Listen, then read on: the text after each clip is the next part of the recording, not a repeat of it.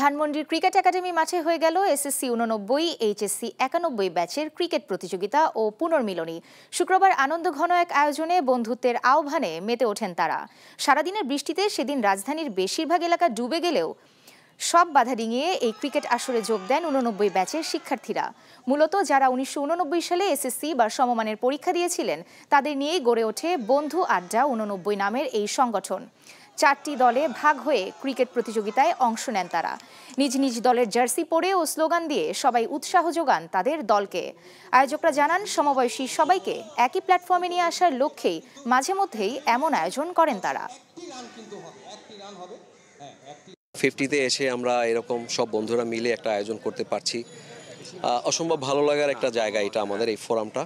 একসাথে সবাই আজকে খেলবো, আড্ডা দিব।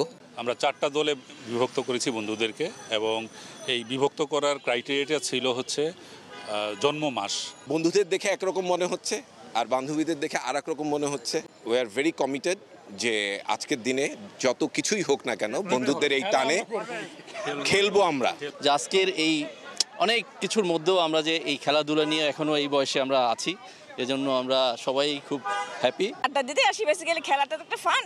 যদিও লেখা আছে খেলা খেলে আড্ডা, বুঝতেই পারেন আমাদের টাইটেল যেহেতু আড্ডা, সুতরাং আমরা আড্ডাই দিচ্ছি, কোন রকম একটু খেলবো।